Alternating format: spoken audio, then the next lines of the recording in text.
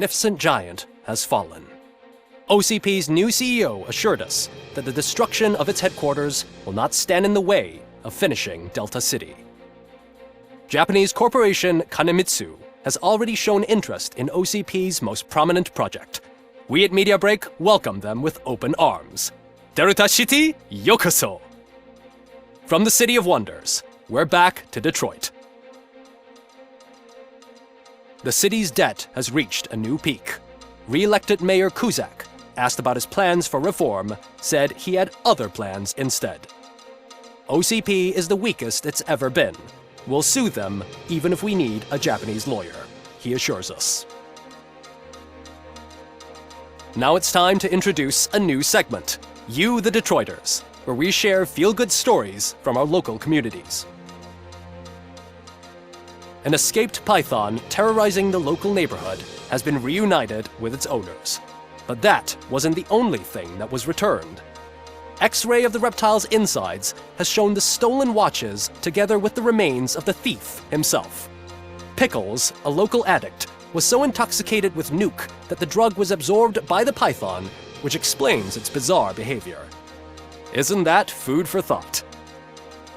Finally, we know what is more dangerous than the lack of an ozone layer. Sunblock 5000 model torn to pieces by an ED 209 after not adhering to its instructions. The only witness to the tragedy, Dr. Olivia Blanche, was left delirious after the incident.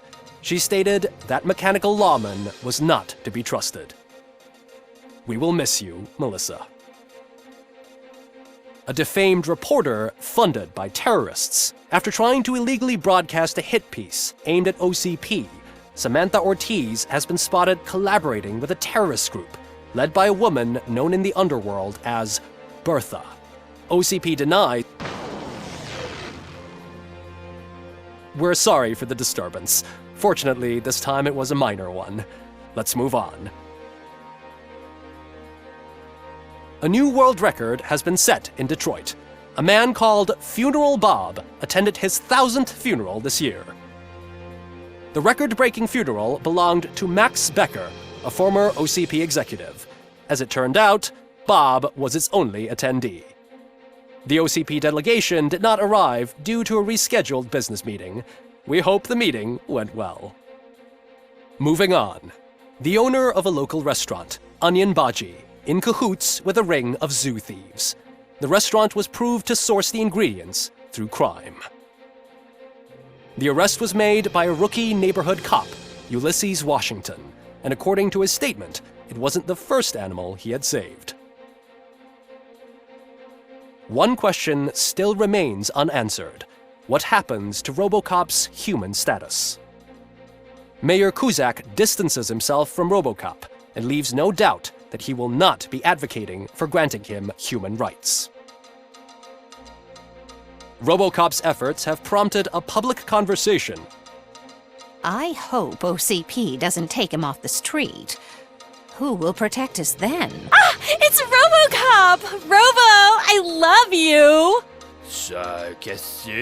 Reaper, skeleton speaker, pure pandemonium. To many more years on the force, Robocop. It's been a busy time for Detroit, but the cloud that lowers over the city is lifting as police end their strike. We're ready to serve, said Officer Ann Lewis, who returned to duty despite her recent injury.